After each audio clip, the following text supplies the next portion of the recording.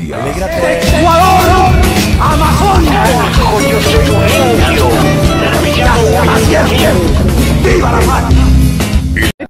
Ya mismo le agarra al Johnny y se pone a bailar, o al banderillero Acosta.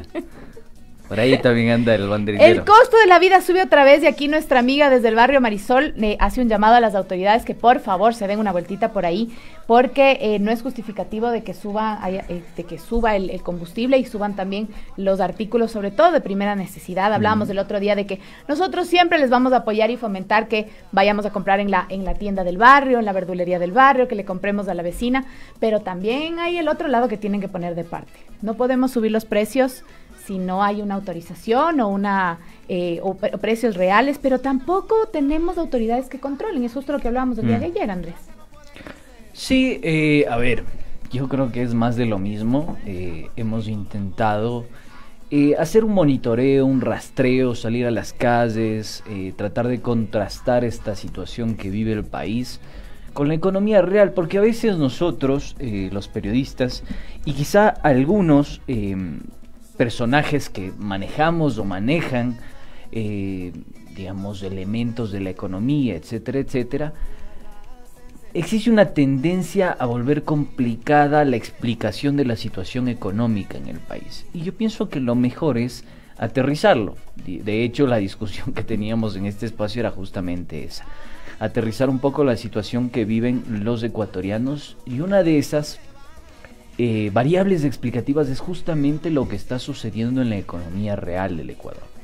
En la economía real del Ecuador ya vemos que ese impacto del decreto 1056 del Ejecutivo, que retiró el subsidio a los combustibles del diésel, del extra, y claro, en 2018 ya se había retirado de la super, va afectando de manera particular a la economía real, a los costos del consumo de los ecuatorianos. Entonces yo creo que hay que hacer un llamado especial a las personas que, digamos, no se han visto afectadas por esa cadena que enlaza el transporte. No tienen por qué subir los precios, digamos, esta ola especulativa no tiene por qué justificarse. Entonces hay que hacer un llamado a esas personas para que sigan conservando estos costos, esos precios, y no afectemos al bolsillo del ecuatoriano, no afectemos al bolsillo del consumidor, porque a la postre vamos a ver que a la postre no van a consumir más. Y ese sí es un elemento bastante importante que tenemos que mencionarlo acá. Y dicho sea de paso, también decir que hemos consultado con analistas, con especialistas en la materia económica, y quizá no se ha sentido tanto el incremento de los costos en algunos productos de primera necesidad, porque en un contexto internacional recordemos que una caída del precio del petróleo, lo cual ha contraído de alguna forma la demanda internacional. Pero una vez que se reactive esa demanda, también tengamos en cuenta que hubo un contexto de confinamiento. Pero a medida que se vaya reactivando una demanda, que ya la sentimos el día lunes, después de los resultados, lunes 12 de abril, ya sentimos esa reactivación en los costos del combustible. Una vez que vaya incrementándose esta demanda, por supuesto la oferta se va a encarecer. Y recordemos que hoy el Ecuador ya tiene precios internacionales.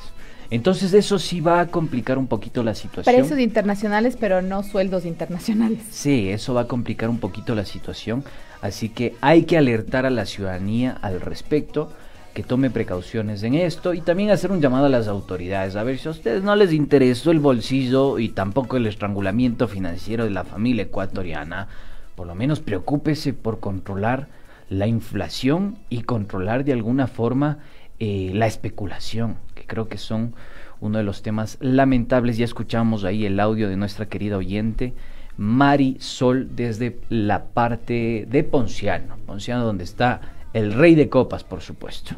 Donde está el estadio de la liga, dice. Sí, por ahí. El rey de copas, el rey de copas. Ya, bueno. Rey de copas. Dios mío, lindo, Dios mío, ellos cuando se ponen, pero así, ahí, espero que ya hayas entendido, Carla. Sí, yo no digo rey que no. De copas. Yo no digo Perfecto.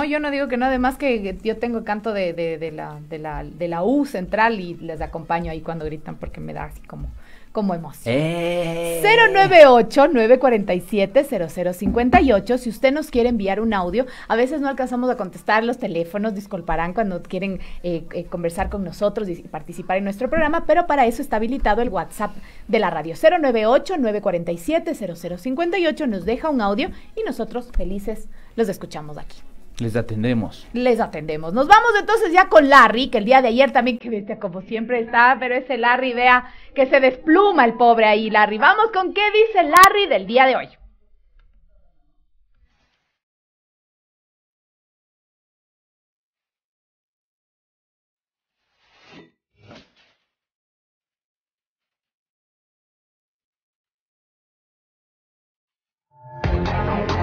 ¿Qué dice Larry?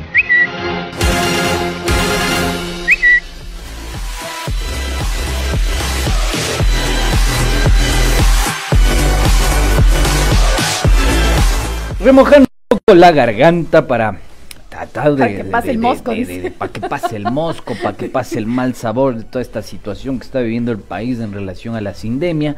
Ya no pandemia, cambiemos la conceptualización, señoras y señores.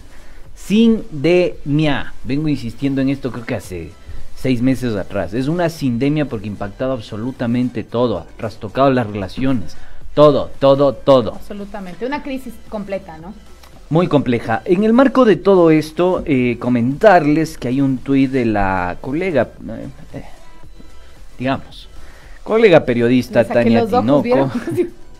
Es que yo creo que... Pero sí, al final del día somos colegas, ¿no? No sé. Sí.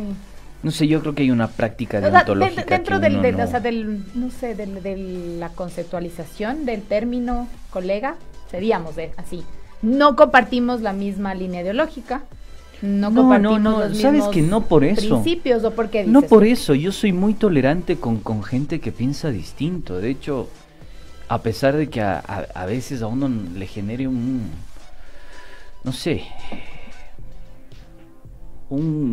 rechazo, una repulsión a ciertos comentarios, estupor, no sé. A mí me parece que el verdadero conflicto que se tiene con periodistas que piensan distinto no está en su ideología, Carla. Está en sus prácticas deontológicas. Digo, yo puedo ser tolerante frente a que no están acordes a los cánones deontológicos que establece esta profesión. Y esa es la principal diferenciación. Lamentablemente en el periodismo hay una clara escisión, una clara división, y eso ha permitido que hoy por hoy, se entienda al periodismo, lamentablemente, digo en términos de interpretación, no estoy diciendo que la tendencia de los periodistas como tal sea así, sino que en términos de interpretación los grandes frames que hoy existen son de correísmo y anticorreísmo. A nosotros lamentablemente nos dicen medio correísta. Medio correísta, pero medio. Y a los otros les dicen medios anticorreístas. Pero más allá de eso, yo disiento con las prácticas deontológicas.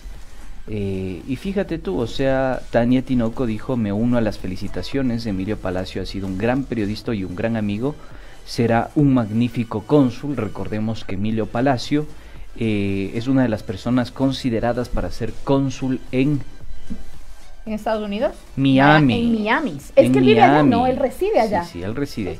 Recordemos que en Miami está la principal oposición al gobierno o al exgobierno del expresidente Correa, lo cual habla bastante de quizá una línea ideológica que se va a adaptar, que se va a apropiar de ese espacio de poder. Recordemos que ahí residen grandes personas que han sido cómplices de el salvataje bancario, por ejemplo, ¿por qué no decirlo? La familia Isaías vive en esa zona, reside en esa zona. Desde ese sitio también se han operativizado algunos procesos de sedición que han calificado algunos analistas, Recordemos la injerencia de organizaciones no gubernamentales para desestabilizar el gobierno de Correa por allá en el 2014, 15 y 16. Según investigaciones ya relevadas, incluso hay un reportaje que ustedes lo pueden consultar en Telesur, y digamos una clase política que reside en este lugar que representa ciertos intereses, especialmente financieros y políticos. Entonces, habría que ver, ¿no?, cómo se va a ir definiendo esta cuestión. Hubo una época también que me parece que, si me equivoco, por favor, que alguien me corrija, pero me parece haberle escuchado en algún momento a la señora Tinoco también haber exigido diplomáticos de carrera, haber pedido que las personas que representan al país fuera de nuestras fronteras, en otros países, perdón, sean diplomáticos de carrera. Yo quisiera saber si el señor Emilio Palacio tiene una carrera de diplomacia, que según lo que yo entiendo no la tiene. Es periodista, tiene otro tipo de línea profesional, pero volvemos a este doble discurso, ¿no? O sea, el doble discurso de que unas cosas cuando nos convienen, otras cosas cuando no.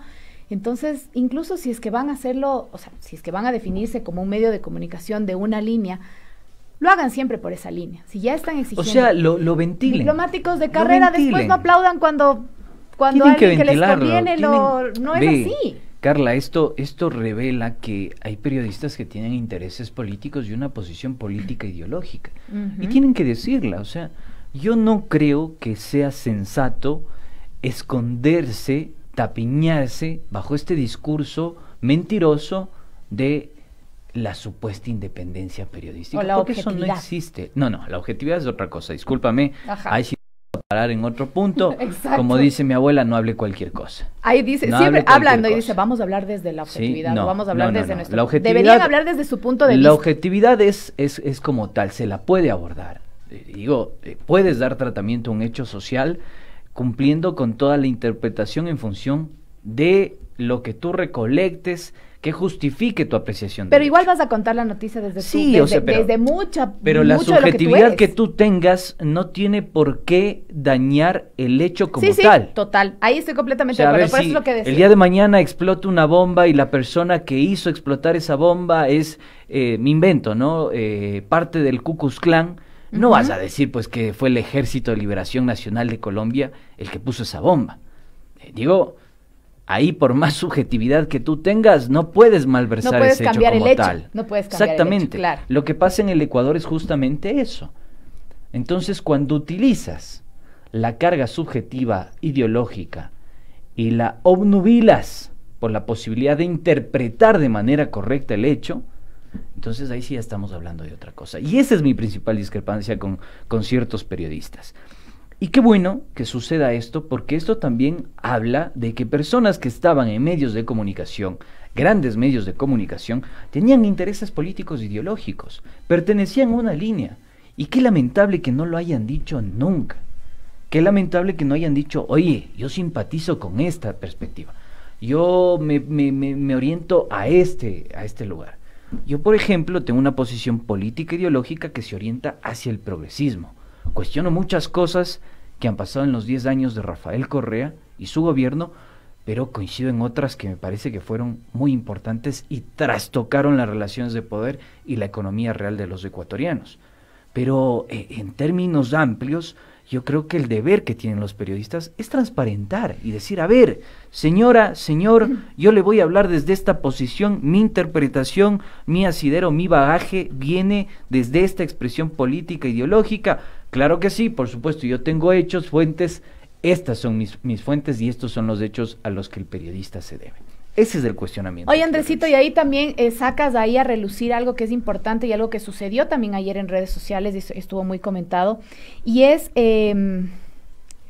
la participación de una periodista de mucha trayectoria. Oye, sí. Ya se lo habló, María Oye, Teresa sí. Arboleda de Shotel, no sé si estoy bien dicho, que además es una figura en el periodismo ecuatoriano que tiene muchísimos años.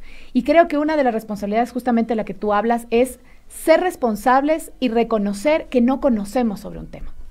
Cuando no conocemos sobre un tema es preferible no decirlo o no aceptar una entrevista, o incluso las personas que generaron este programa y este espacio de variedades donde hablaban sobre la despenalización del aborto, no entiendo cuál fue el objetivo del programa de invitar a Teresa Arboleda, porque yo al menos nunca le he visto a ella como defensora de los derechos humanos o como partícipe en la lucha contra de la violencia contra la mujer o en apoyo a las niñas, niños y adolescentes víctimas de violencia sexual. Entonces, por ahí yo creo que también es una responsabilidad enorme. Por ejemplo, nosotros tratamos de invitar siempre a profesionales que realmente nos ayuden a sacarnos las dudas que tenemos nosotros y que tienen ustedes como oyentes, como espectadores, y la responsabilidad que nosotros tenemos justamente de traer a personas que realmente sepan hablar del tema. Sí. Entonces, yo creo aquí, por ejemplo, que ahí Ecuavisa y especialmente la señora Teresa Arboleda tienen una oportunidad de ponerse al frente y decir disculpas. Disculpa pública, porque evidentemente la señora no tenía ni idea de lo que estaba hablando. O sea, decir que hay niñas de 14 años que consienten una violación, realmente yo creo que, no sé, o le ganó los nervios, que no creo porque es una mujer de muchísima trayectoria que está acostumbrada a tener cámaras al frente, pero es una persona que para mí no tiene conocimiento de lo que estaba hablando, y es un grave error de parte del programa, de parte de ella, de haber ido a hablar de un tema que no sabe, y creo que es importante que también reconozca ese error y salga a dar una disculpa pública. Yo me quedaba pensando ayer, después de, porque tú lo enviaste al chat y claro, en unos generó como un rechazo absoluto, muchos cuestionaron, muchos criticaron, algunas personas se expresaron en redes sociales, entiendo que también hay una asambleísta alterna que se expresó al respecto, y yo pensaba y decía, si realmente fue un error de parte de ella, o el problema es mucho más grande de lo que yo pienso, que tiene que ver con la normalización. Entonces, digo, Carla, ayer discutíamos y conversamos también con Adrián, y decíamos, ¿qué tan normalizado está este hecho en la sociedad ecuatoriana? Yo no voy a decir nada al respecto de otro video que también está circulando en torno a la relación sentimental del actual presidente de la República con su esposa, pero me parece que es también bastante reveladora. No quiero generar ninguna carga de valor ni adjetivación al respecto, pero nos pone a pensar. Pero nos pone a pensar sobre la normalización de las relaciones sentimentales, consensuadas y no consensuadas, que existen en el país. Digo, hay algunos lugares en el país, nos contaba Adrián, en los que está completamente normalizado que el hombre tenga 30 años y su pareja tenga 15, 14 años. Pero no porque esté normalizado quiere decir que está bien. No, yo no estoy diciendo eso. Sí, no, estoy acotando lo que dices.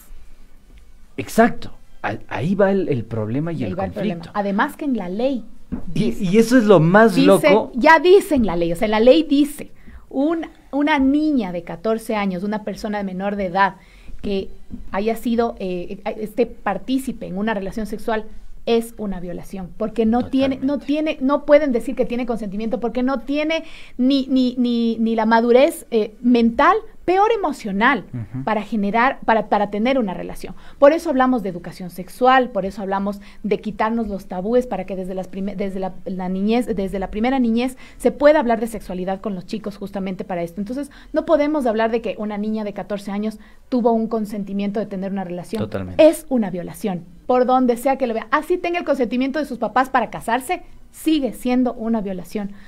Sobre todo a un grupo sumamente vulnerable, que son los 14 años, es el paso de la niñez a la adolescencia, donde más debemos proteger a nuestras niñas, a nuestros adolescentes. Entonces, realmente que se genere este tipo de discusión o de manifestaciones dentro de los medios de comunicación es muy preocupante, justo lo que tú dices, Andrés, porque estamos normalizando lo que sigue sucediendo y para lo que estamos luchando además.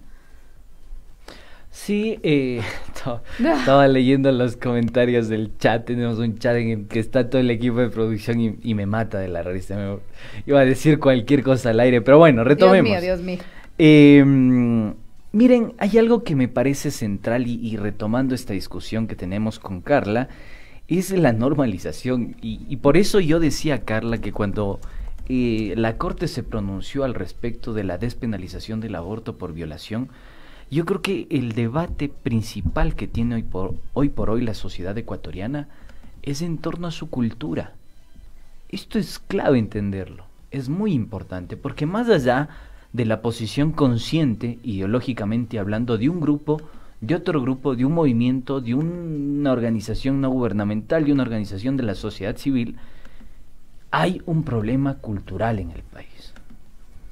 Digo que en lugares rurales, romanticismo de lo que sucede, ¿no? En lugares rurales que se interprete como algo normal, el hecho de que un hombre de 30 años desvirgue a una mujer de 14 años, a una niña de 14 años, a una niña de 14 años, tenemos un grave problema. Tenemos un grave problema que hay que discutirlo y hay que saberlo entender e interpretar. Yo por eso insistía en esta investigación que está indexada, que es un libro de Flaxo Ecuador, que yo creo que revela un poco la situación que hoy adolece en el país. Empezar a entender, claro, por supuesto los feminismos, pero también algo más importante, que son, más importante incluso que los feminicidios, y que la violencia contra la mujer es la violencia estructural que existe en nuestra sociedad, normalización, que está normalizada, y ese es un problema en ese sentido. Y hablando justamente de esto, que nos fuimos ya de largo y nos metimos ahí en otro tema también, a propósito de lo que sucedía ayer en Larry, en el Twitter, no quiero dejar de comentar justamente otra de las violencias a la que las mujeres estamos siempre expuestas, y es la violencia que tienen las mujeres que se encuentran sobre todo en política o que están expuestas a la opinión pública. La señora Cynthia Viteri ha sido llamada el día de hoy a las 9 de la mañana, que por cierto, la investigación, por una investigación en peculado, en el programa Letras Vivas, se dio una postergación en estos momentos, dice ya la noticia, era a las 9 de la mañana, se posterga la toma de la versión de Cynthia Viteri por pedido de la alcaldesa de Guayaquil, y tiene muchos simpatizantes afuera en las afueras para darle respaldo a la alcaldesa. Pero muy aparte de cuál es el problema por el cual se le está a ella imputando en este momento, se le está haciendo una investigación por peculado. Se filtró un audio que ustedes ya lo han de haber visto, ya lo han de haber oído, ya hemos comentado, sobre la vida privada de la alcaldesa de Guayaquil. Y yo hablaba ayer con Andrés y con Adrián y les decía, si se dan cuenta, solamente es un ejemplo súper claro. El señor alcalde Yunda también está siendo investigado, está siendo juzgado, está siendo, le están acusando también de peculado. La señora Cynthia Viteri, exactamente lo mismo. Pero a la señora Cynthia Viteri ya le dijeron que se había divorciado, que estaba casada metida con un veinteañero, que ya ahora es una marimacha, que se ha hecho tatuajes, que a los 50 se ha cambiado de look, que ya no es la mujer elegante que era. Todo eso le sacaron a raíz de su tema del peculado. Al señor Yunda no le han dicho ni pío. No le han preguntado si anda con una con otra, que no sabemos y no nos interesa tampoco. No le han dicho si es que se divorció, se casó, con quién duerme, con quién no duerme, si tiene tatuajes, si era bajista de una banda. Nada, no le han dicho nada. Ahí es un ejemplo sumamente claro de la violencia que las mujeres tenemos que pasar y tenemos que soportar día a día. Mi solidaridad a la señora Cynthia Viteri, a pesar de que no concuerdo con ella en su línea ideológica, en su línea política, es una mujer. Y por tanto yo creo que toda la sociedad deberíamos apoyarla y que la justicia haga lo que tenga que hacer. Si es culpable, vea, que pague sus pecados, que pague por sus peculados, que pague por lo que tiene que pagar, que se investigue por el hecho, no por el género. O sea, no entiendo qué tiene que ver lo uno con lo otro. Le juro que hasta ahora a mí me cuesta entender esto. Oye, ¿puede ser infidente? Diga. ¿Puede ser infidente? No sea infidente, Andrés, ya sé lo que va a decir. Tú puedes ser infidente. ¿Me vas a hacer que sea infidente? Sí. Porque ayer dio un dato perturbador. Yo me quedé pensando mucho. Insisto en esto, yo creo que tenemos que discutir la normalización de la violencia. Totalmente. La violencia en un conjunto estructural. Digo, hay un problema, que efectivamente la violencia la padece más, la siente más, la adolece más los sectores más vulnerables, que en este caso son mujeres y niños. Y ahí te voy a cortar un ratito, Andrés, perdóname que te diga porque te voy a dar un dato. Hoy Tamara Hidrobo, en este espacio, en Punto Noticias, aquí en esta emisora, ella decía algo que yo te decía el otro día. Y es que la estadística es que 7 de cada 10 mujeres hemos sido víctimas de violencia de algún sentido. Y Tamara, al igual que yo te decía la otra vez, creo que sin miedo a equivocarnos podemos decir que en esta sociedad y en este país el 100% de las mujeres hemos sido víctimas de violencia, de algún tipo de violencia. A veces podemos decir, no, es que yo no he sido víctima, pero no nos damos cuenta justamente por la normalización. Porque no se normaliza el lenguaje, se normalizan los chismes, los chistes, se normaliza todo este tipo de cultura que está alrededor de discriminar a la mujer y de generar violencia hacia ella.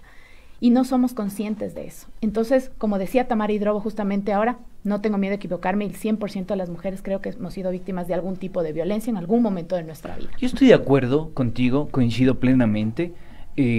En lo que yo quizá tengo dudas, o por lo menos dame el beneficio de la duda, les pido a ti, a la audiencia, a la amable audiencia, es que no sé si la respuesta por parte del Estado y la exigencia por parte de la sociedad civil tenga que ser punitiva.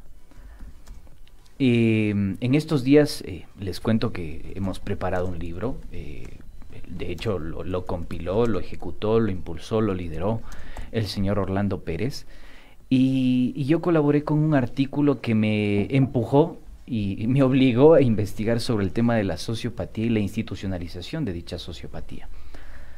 Y en esos padecimientos patológicos que tienen algunos psicópatas, sociópatas, etcétera, traté de entender esto de la violencia. Y fíjate, nosotros muchas veces pedimos, exigimos o decimos que el estado opresor es el violador, el macho violador. Pero quizá no nos preguntamos qué impulsó a ese estado violador o a ese macho violador a que se convierta en violador.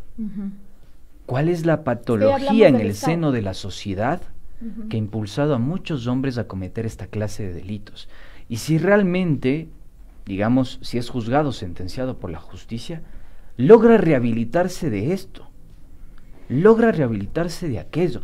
Yo creo que este es un debate central que también debe incorporar la sociedad a la discusión sobre el tema de la violencia estructural y la violencia hacia la mujer. Porque a veces también normalizamos esto. Totalmente, totalmente. Es que la raíz de todo está justamente en la normalización de eso y empieza sobre todo en el lenguaje. Y a veces nosotros mismos no nos damos cuenta de eso. Hacer un poquito de conciencia creo que es bien importante en las palabras que utilizamos, la forma como nos referimos a nuestros pares, a las personas que están a nuestro alrededor. ¿Ya vas a ser infidente, sí o no? No, ¿No vas a contar el dato? Carlitos Minango ya nos va ¿No vas a contar ese dato perturbador? No, ya no. Nos vamos al corte, señores, 9:39 y regresamos de este 7F Ecuador por más democracia. Ya nos está esperando nuestro invitado.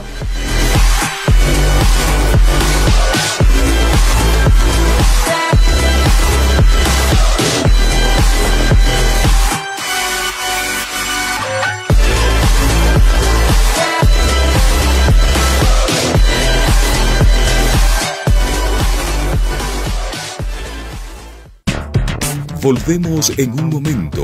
7F Ecuador, por más democracia. Inicio del espacio publicitario.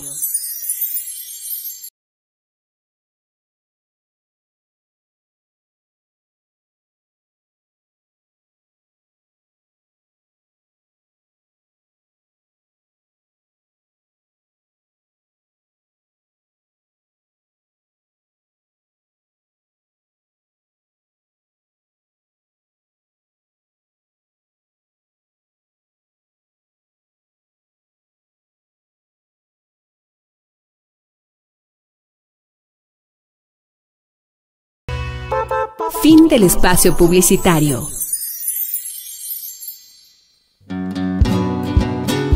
El aborto por violación en Ecuador ya no es un delito. Hoy celebramos la vida digna de las mujeres y niñas, las maternidades deseadas y consentidas, y las infancias felices y plenas. Sueños, luchas y conquistas ahora son ley. Pichincha Universal. El otro relato. Agárrate, que volvimos. El que sabe, sabe.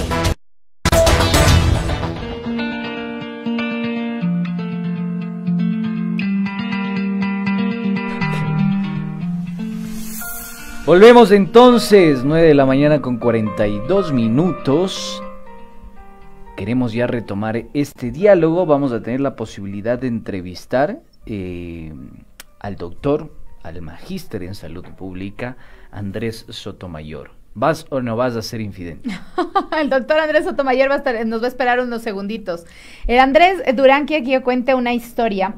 Un caso un dato perturbador, un Carla. dato perturbador puede dato ser perturbador. que claro, para mí fue muy perturbador en esos momentos y creo que es algo por lo que las mujeres hemos tenido que pasar muchas veces. No solamente lo he pasado yo, hemos pasado muchas mujeres. Y como dices, creo que es la primera vez que lo voy a contar al aire. Cuando, bueno, yo acababa de ser mamá, tenía 1 año y medio más o menos de ser mamá. Estaba en búsqueda de trabajo y me recomendaron para ir a una de las emisoras del señor hoy alcalde Jorge Yunda.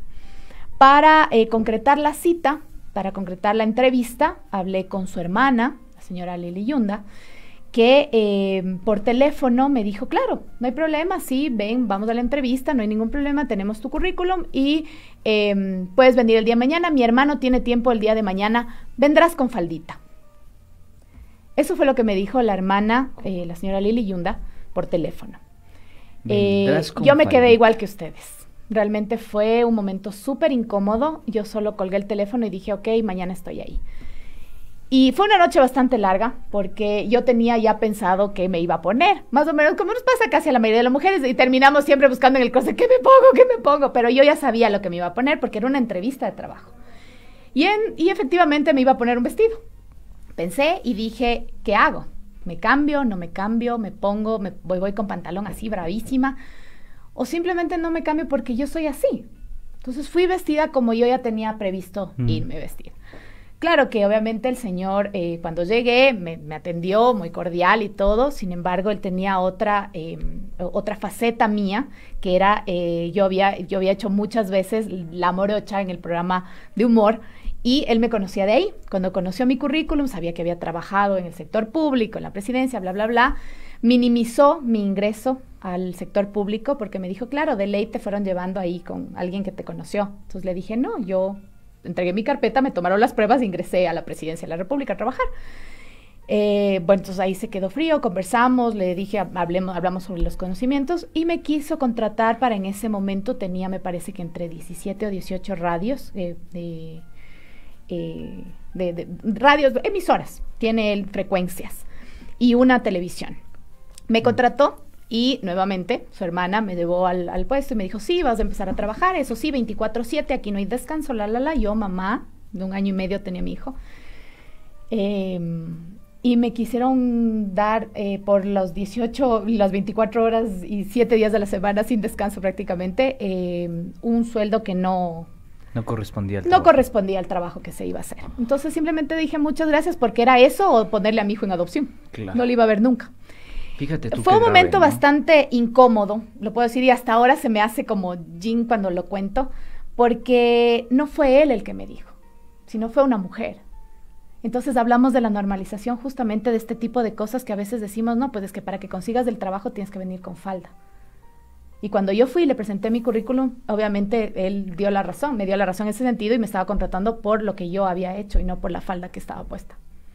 Pero eso es lo que vivimos las mujeres. Es parte de esta discusión que tenemos que concienciar. Me parece que a eso tiene que estar destinado los medios de comunicación, los objetivos periodísticos y por supuesto también el debate en el seno de la sociedad. Y nos hemos robado un tiempito del doctor. Mi estimado doctor Andrés Sotomayor ya está con nosotros, así que gracias por la espera. Disculpe que nos hemos tomado estos minutitos, pero ya obviamente el Andrés me hacía contar. No lo tenemos en vivo porque tenía un problema con su internet, pero tenemos vía telefónica. Hacemos el contacto vía telefónica en este preciso momento. Miembro del Observatorio al Coronavirus en Pichincha. Doctor Andrés Sotomayor, buenos días, está ya con nosotros, ¿nos escucha? Muchísimas gracias y buenos días a todos y todas. Valió la pena la espera porque además es un tema que no hay que pasarlo por alto. Me quedé sorprendido con la historia y creo que hay que discutirlo y seguirlo tratando todos los días, ¿no? La equidad de género se construye día a día y estoy totalmente de acuerdo en discutir estos temas. Doctor, un saludo cordial, le habla Andrés Durán, por supuesto me acompaña Morocha, la Carlita Coronel. Quisiera ver si hay la posibilidad de hacer un balance en torno a los desafíos que hoy tiene el país para enfrentar la COVID-19. Tenemos ya casos que han sido bastante reveladores en torno al combate contra esta pandemia, ¿no? Chile está vacunando ya a un importante porcentaje de su población, Estados Unidos lo mismo, y hay algunos países que están haciendo un esfuerzo enorme por un proceso de vacunación y a la par con cuidados paliativos o preventivos de su población. No pasa lo mismo con Colombia, no pasa lo mismo con Ecuador, no pasa lo mismo con Perú, que paradójicamente tienen los mismos regímenes económicos, sociales y políticos. ¿Qué decir al respecto? ¿Cuáles son los desafíos? Muy amable por estar con nosotros. Bueno, muchísimas gracias. Es importante recordar que para abordar cualquier proceso de salud, de enfermedad, en este caso una epidemia que estamos viviendo a nivel mundial, que ya es una pandemia, debemos nosotros abordarlo integralmente, es decir, no realizar acciones aisladas, que lo que vemos es que no han dado resultado. Las acciones integrales significa hacer prevención de contagio, para lo cual en primer momento los países realizaron algunas acciones como es el confinamiento, como es aislar a los casos confirmados, y esto es efectivo y no se debe bajar la guardia. Luego tenemos la prevención de la enfermedad a través de la vacuna. No vamos a prevenir que nos dé la enfermedad, pero sí vamos a prevenirlos que la enfermedad se realice de forma grave o que la persona que adquiere la enfermedad requiera cuidados críticos, cuidados intensivos en los hospitales por las complicaciones que puede presentar la enfermedad. Tercero, y que siempre va a mantenerse, es el distanciamiento social, el uso de la mascarilla y el lavado de manos. Y por último, el testeo de aquellas personas que sí tienen sospechas de tener COVID para identificarlos oportunamente, aislarlos y prevenir el contagio masivo, ¿no? Entonces, estas acciones que se han venido discutiendo desde hace más de un año, no se los puede poner dentro de un plan integral en los diferentes países que han fracasado en el manejo de la pandemia. Llega la vacuna y todo el mundo está preocupado por la vacuna y piensa que con la vacuna vamos a resolver la problemática de la transmisión del virus cuando, como expliqué al inicio, no se evita la transmisión del virus, lo que se emite es la forma grave del virus. Esto pasó con Chile. Recordemos que Chile, que es uno de los países que más vacunados tiene, no ha bajado la cantidad de contagios ni la cifra de muertos a partir de que ha aumentado su número de personas, de población vacunada. Entonces hay que hacer una estrategia integral mientras nosotros logramos vacunar, inmunizar al 100% de la población, que es objetiva, ¿no? Doctor, es súper importante también recalcar la conciencia y responsabilidad que tienen los gobiernos frente a todo lo que está sucediendo. Veamos lo que pasó, por ejemplo, en Brasil. Las políticas públicas y la política que tuvo Bolsonaro de este relajamiento, de que solo es una gripecita y que no sé qué. 1000 muertos diarios, ¿eh? 1000 muertos diarios. Y además una nueva, usted me corregirá, doctor, si es correcto decir, una nueva cepa o una nueva variación que a la final nos está afectando a la región. Llegó también otra de Inglaterra, donde también hubo otro tipo de políticas, pero también es una responsabilidad absolutamente con el planeta, no solamente con nuestro país. Entonces, ¿qué implicaciones y qué riesgos traen estas nuevas variantes? Y las vacunas que se están aplicando en estos momentos, ¿son también eficaces para esta nueva cepa o variante del coronavirus? Y en efecto, recordemos un poco que el virus, para que pueda transmitirse de persona a persona necesita un hospedero, en este caso la persona, el ser humano. El ser humano es quien transmite el virus y a través de nuestro organismo nosotros permitimos que el virus se replique. Y cuando se replica y tiene una cantidad considerable nos afecta a nosotros y nos genera la enfermedad. Una vez que se replica nosotros podemos contagiar el mismo virus a otras personas. Ahora, ¿qué pasa cuando el virus se replica? Cuando se replica puede tener mutaciones. Estas mutaciones son a nivel genético. Esto quiere decir que, supongamos por un momento que el virus es como un árbol y tiene que ser miles de copias de los árboles de la misma forma. En estas copias que se generan pueden sufrir mutaciones y una de las ramas de este árbol puede sufrir un cambio. En vez de tener 2 ramas como el inicial, puede tener 3 ramas, 4 ramas. Y estas mutaciones pueden alterar al virus inicial y generar variaciones. Estas variantes del virus, que es lo correcto, son las que pueden generar otra forma de contagiar a las personas, es decir, que el contagio sea mucho más rápido, que la réplica del virus sea más rápido, la forma clínica de presentación del virus puede cambiar, y por último, lo que está en cuestionamiento es que si la vacuna para estas nuevas variantes del virus va a tener la misma eficacia que la que se hizo en los ensayos con las primeros virus que teníamos que vino de Wuhan. Ahora, nosotros a través de estas mutaciones pueden existir muchas variantes. De hecho, de las más conocidas nosotros hemos escuchado la variante de Reino Unido, la de Sudáfrica y la de Brasil. Estas se han aislado y se han determinado porque tienen cierta característica de infectar más rápido a la población. Las cepas, por otro lado, es cuando existe una variación mucho más fuerte del virus, cuando la mutación genera que este virus tenga otras características muy diferentes en la forma de infección, en la forma de contagio, y que lo grave de que existan nuevas cepas es que esto puede generar que la vacuna que estamos utilizando si no le reconozca. Hasta el momento no hay evidencia de que existen nuevas cepas del coronavirus. Lo que existen son variantes, y como indico, estas variantes son bastante parecidas a la original, y las pequeñas mutaciones que ha tenido en sus brazos lo que hace es que pueda ser o más agresivo o que se infecte más rápido, y se está probando la eficacia de la vacuna. Todavía no podemos hablar si es que la vacuna es eficaz para estas nuevas variantes, porque recuerden que para hacer la primera vacuna existió un periodo donde se realizaron ensayos clínicos, y esto debemos aislar a este virus, hacer ensayo con personas que tengan este virus con la vacuna y ver la eficacia. Hasta el momento no hay reporte de que no sea eficaz. Moderna, por su parte, que es una de las vacunas que se está implementando, ha planteado que para garantizar la eficacia no se pongan 2 dosis, sino 3 dosis de la variante sudafricana. Doctor, quisiera consultarle también sobre cuáles son los protocolos que debe tomar en cuenta la ciudadanía. Hemos visto de manera reiterada que el gobierno y el gran relato de la prensa, de los grandes medios de comunicación, un poco le adjudican la responsabilidad a la gente, ¿no? O mejor dicho, la irresponsabilidad a la gente. Yo creo que evidentemente hay una responsabilidad, pero también ha habido una cefalía gubernamental. Entonces no ha habido una claridad en torno a los estados de excepción, en torno a los toques de queda, en torno a los cuidados, en torno al plan de vacunación.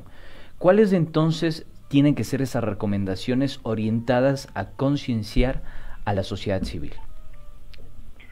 Ok, como había dicho, una de las razones que más nos preocupa a la población sanitaria es que las variantes que se pueden introducir de este virus generan que las personas se contagien más rápido o que los síntomas puedan ser más graves, y requiramos por tal razón de una mayor infraestructura sanitaria que no hay. A nivel mundial no existe país que pueda contener una pandemia en la que se requiera tantos equipamiento, tanto espacio dentro de los hospitales para soportar a los pacientes que están ingresados. Recordemos lo que pasó en el último mes en la ciudad de Quito. Quito estaba colapsado. Hospital de referencia, como es Quito Sur, hospital de referencia de COVID, con una ocupación del más del 140%, significa que los pacientes tuvieron que ser atendidos en áreas que no fueron destinadas inicialmente para atención hospitalaria. No solo estoy hablando de las áreas de cuidado crítico que requieren soporte ventilatorio para los pacientes, sino incluso la hospitalización se tuvo que utilizar en áreas que no estuvieron preparadas. Es decir, el sistema sanitario de ningún país está preparado para recibir masivamente a pacientes que requieren hospitalización.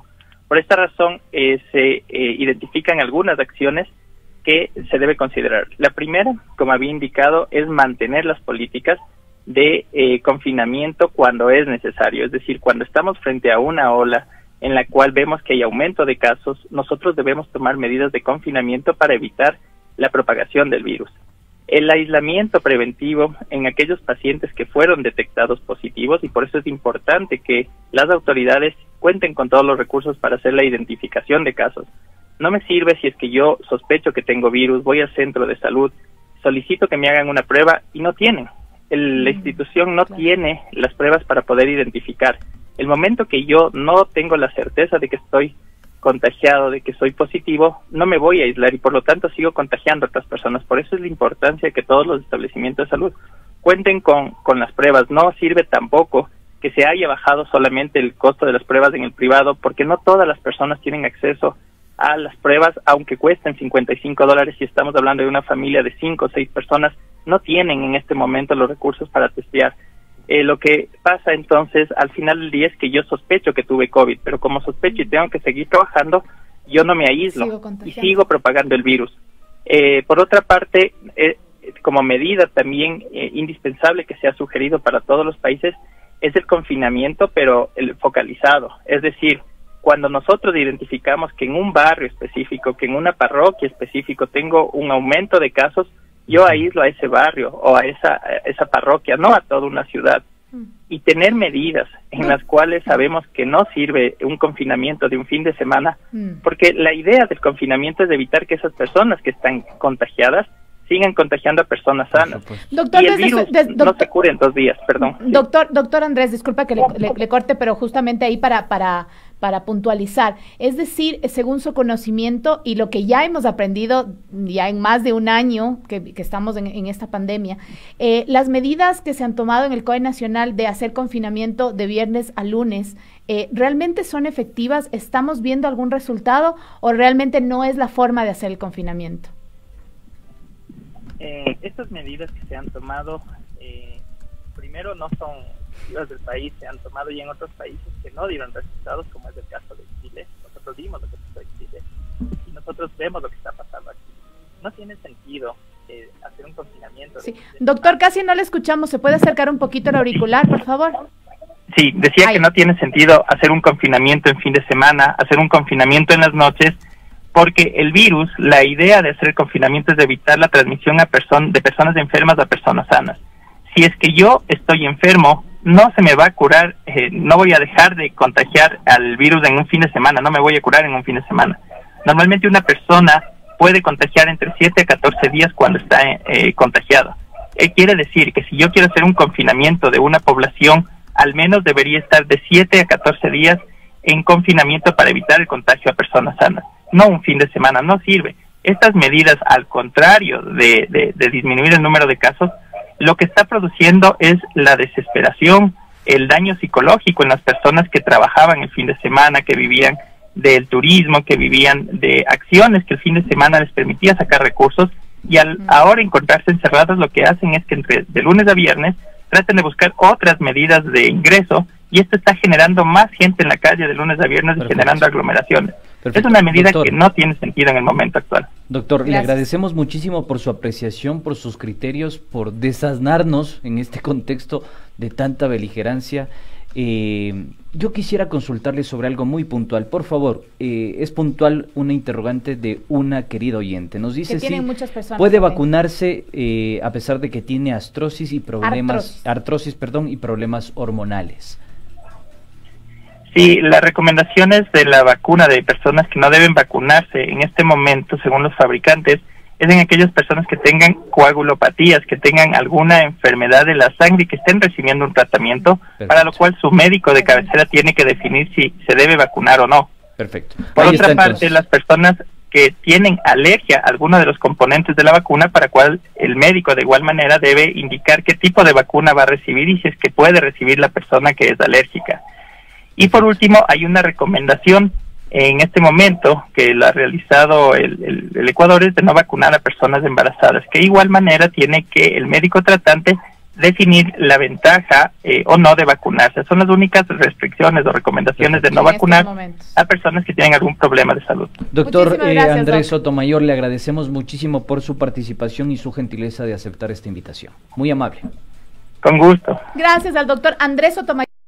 Tiempo. Nos quedamos sin tiempo, nos quedamos con un montón de preguntas que hacerle al doctor. Esperamos que obviamente en otro espacio lo podamos hacer. Muchísimas gracias por estar con nosotros. Gracias a Carlitos Minango en los controles, a Esteban Bustamante en la transmisión, al doctor Acosta que anda por ahí y a ustedes. Teléfono. Por favor, ustedes y nadie más tienen las conclusiones. Adiós, hasta mañana.